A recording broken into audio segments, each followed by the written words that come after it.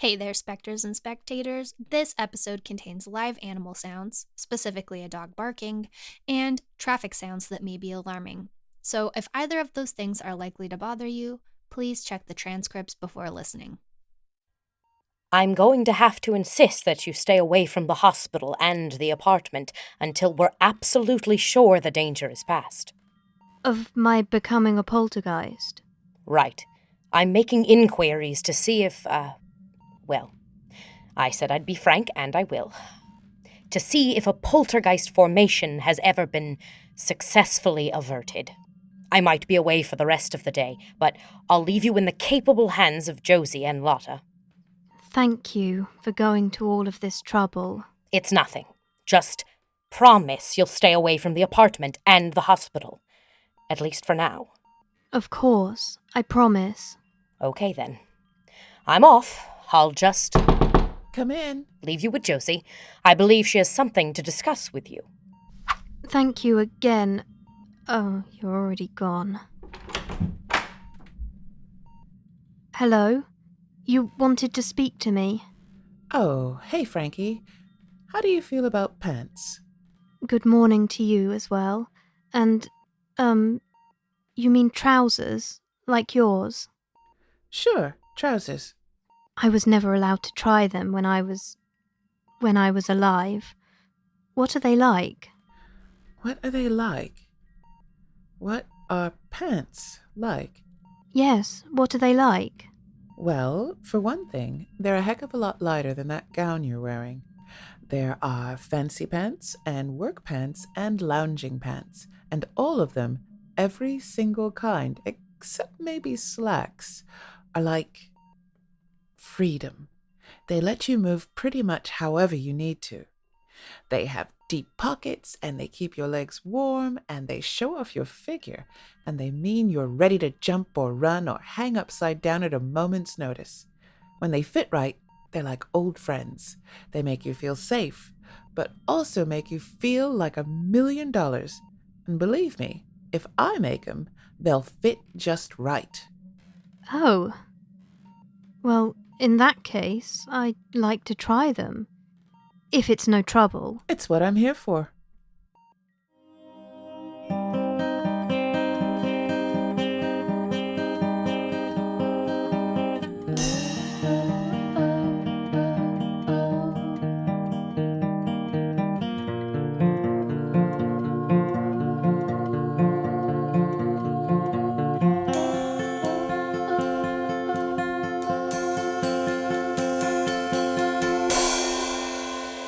This is The Way We Haunt Now, Episode 7, The Rulebreaker. I'll just need your measurements, and then we need to talk about tops. Are you more of a blouse, t-shirt, or tunic woman? I... Who am I kidding? We'll do one of each and see what works. Stand taller, will you? Mm-hmm. All right. This just goes around your waist. Right. Oh yeah, I keep forgetting you're old school and you've had clothes tailored before. Old school? It means... Something like old-fashioned, I'd wager. I'm not sure I appreciate being called antiquated. That's... I didn't mean... I apologize. All I meant was that you lived in a different time, and some things I usually need to explain to folks who died more recently might actually be normal for you. There is something I still need explained, though. What's that? The rules. They're, well, a bit opaque, aren't they? I suppose I understand the do no harm bit, given my recent haunting experience, but... You're hoping for some clarification. I feel you. I was there once myself. Ask any one of us what the rules mean, and you'll get a different answer. Heck, ask me again in a day or two, and I might say something different depending on the situation. But I'll give it a shot. Do no harm doesn't just mean do no harm to humans, way I see it. I'd say it means do no harm to humans or yourself or your fellow spirits. But does that mean don't haunt at all? Hard to say. Sometimes harm can be in the doing. Sometimes harm can be in the not doing. Do you follow? Maybe? Not really. It'll come. Some things you have to learn as you go. What about leave no trace? Isn't haunting a trace? Yes, it is. But that rule is more about evidence than anything. Recordings, photographs, videos. What are videos? Films, moving pictures. We have lots of fun new technologies today, and some folks just want to use them to capture evidence that ghosts are real, which is a really bad thing. Because of the ghost hunters. Right. Now, hold still. I need to get the rest of your measurements. What sort of fabric do you use to make clothing for the spirits of the dead? Dead fabric. Salvages, scraps, recycled bits and bobs. When things die, figuratively or literally, they usually manifest in this place, at least for a few moments.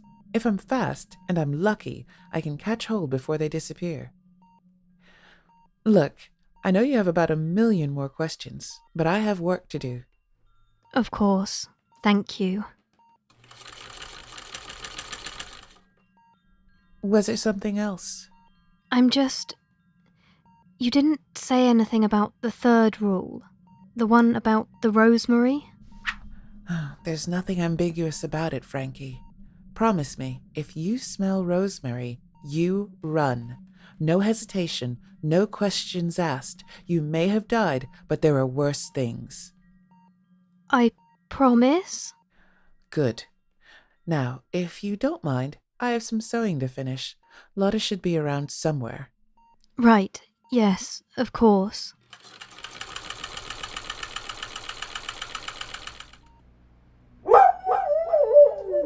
It's okay, girl. We're here to help. I don't think she wants help. Oh, she wants help. She just doesn't know if she can trust us yet.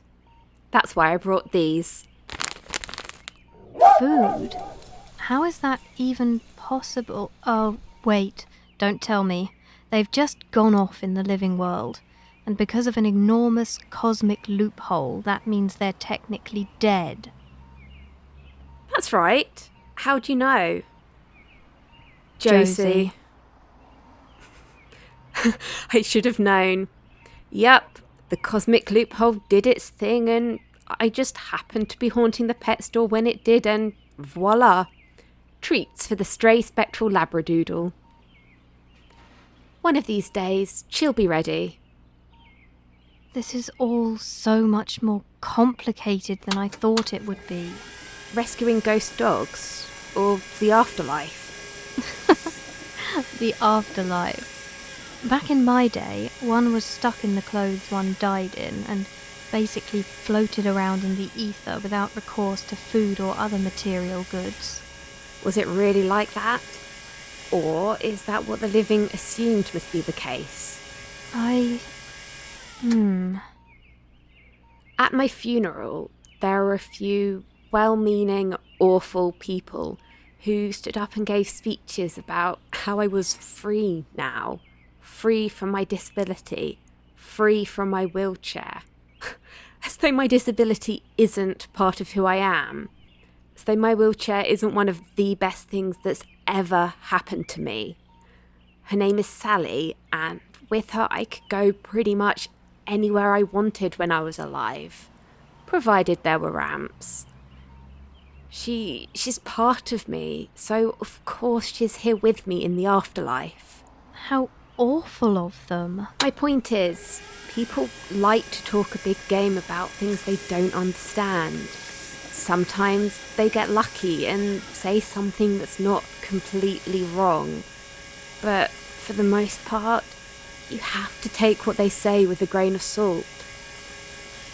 The afterlife is big and weird, and you're right, complicated. I think it's probably always been this way, because the dead have always had to grapple with their ties to the living.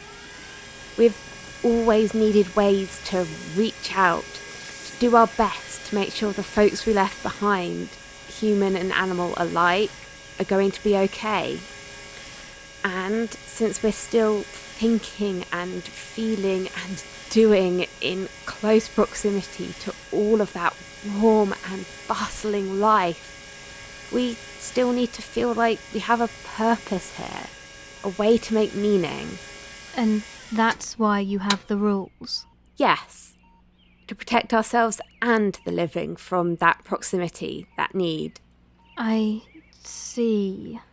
You're kind of a unique case, but most of us still have family and friends living when we pass, and it can be hard to know how to handle that, because there's a new distance there, no matter what your relationship to your family was before.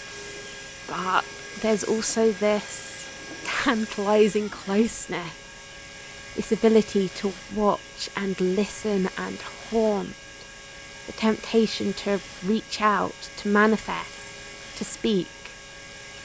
Some people can handle visits from a dead loved one, but most can't. And it's easy for us to lose ourselves in the grief, to lash out at the living because we feel so helpless, unless we can find something else to focus on. It's just as rough when your family eventually passes, because not everyone stays here. You're saying my family could be out there haunting? That's not what... yes, they might, but it's unlikely. And I could find them and talk to them again? Yes, possibly. I could look into my mother's face, wearing these pants Josie is making me, and tell her that her rules were harmful and ridiculous and wrong. Mm-hmm. I could tell my father that he should have intervened instead of burying himself in the newspaper and hiding at the club. And I could see my brother and sister, tell them that I've missed them, find out what their lives were like. I'm clearly not needed in this conversation anymore. I could track down Sarah Melmotte and tell her that the only thing worse than her patronising visits were her horrible pamphlets. Oh, maybe Bow Wow is haunting with my family. Wouldn't that be amazing? Any word on the poltergeist? Not yet. But the signals were so strong. I sort of think we should head out there, just in case. Poke around a bit. I'm game. Just got out of my last class of the week. Same here. Road trip. Gather your supplies and meet at my place at 2? Aye, aye, Captain. See you soon. Don't forget those cheese crackers.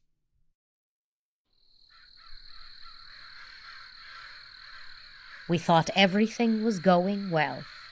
Frankie was settling in, haunting alongside Lotta and Josie, learning the parameters and possibilities of her new existence.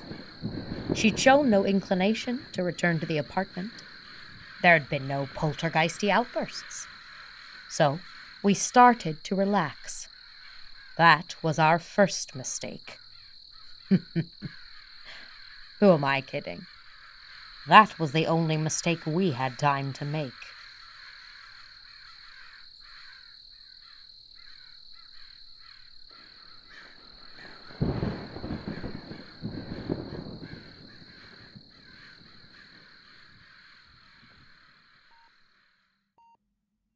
So this is what pants feel like. I have a sudden understanding for the new women. Sorry, the who?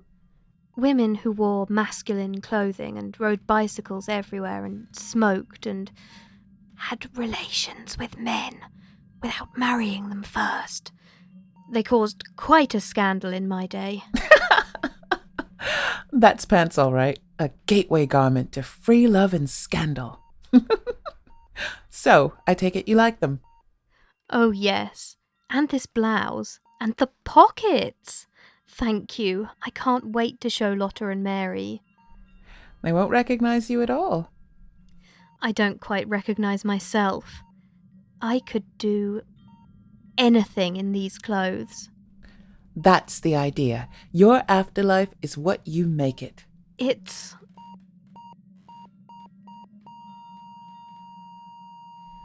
Hello? Earth to Frankie? Are you still in there? Huh? What? Oh, sorry. I must have gotten distracted. You think? What was I saying? Oh, yes, it's so liberating. I just hope my family is out there haunting somewhere so I can find them and... I'm sorry, I'm not feeling quite myself. Is it that... Mary thought you might feel the call of the apartment. Are you?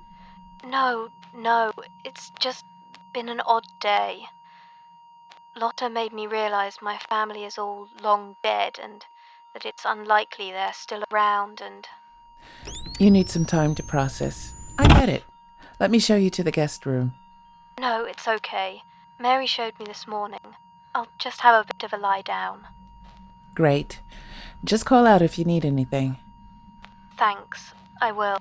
And thank you again for the pants. Anytime.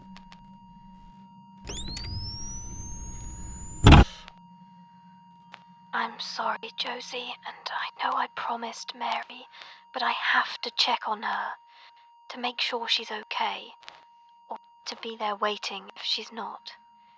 It's the least I can do after haunting her like that. It's... Stop that. Stay calm.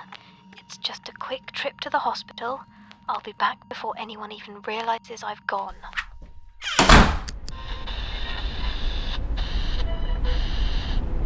Hey, I know this one. Turn it up.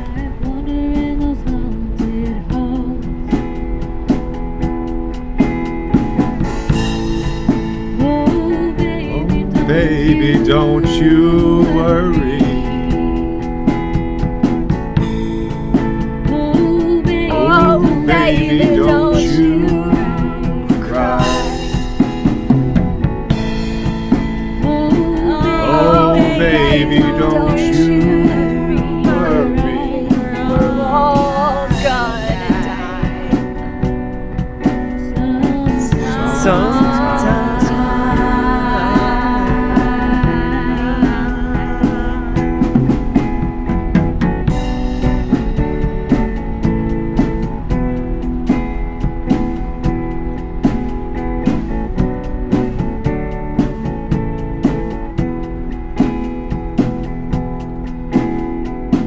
So here's the thing about the honored dead. If they don't lift you up, they'll fuck with your head. Fill your mind with the way things should have been. Your whole life chasing for the way things should have been. Oh, baby, don't you worry. Oh, baby, don't you cry. Oh, baby, don't you worry. We're all gonna die.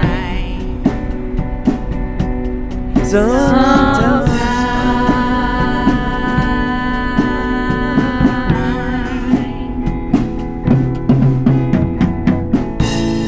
Oh, baby, don't you worry. Oh, baby, don't you cry. Oh, baby, don't you worry. We're all gonna die. Sometimes.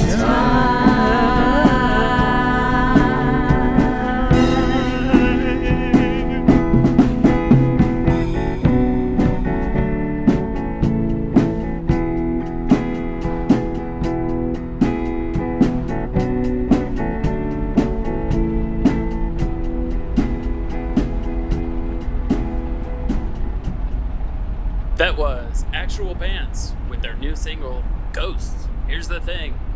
I'm John Harker, and you're listening to KBOU, KBOO, where the music How much is further, all Danny? spooky all the time. Just a few more miles. Here's Ghost by Chamomile. Hurry up, will you?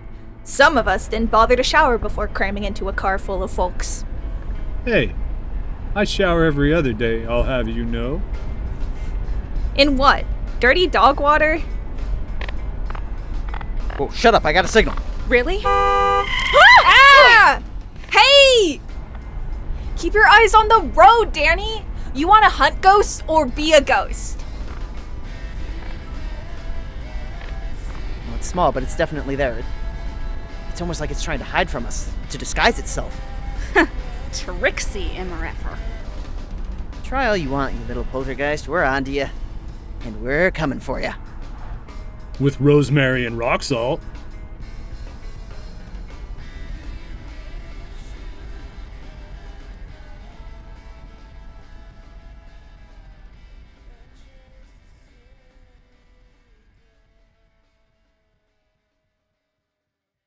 This episode of The Way We Hunt Now is written, directed, and produced by Courtney Floyd, with voice acting in order of appearance by Kira Apple as Mary Banks.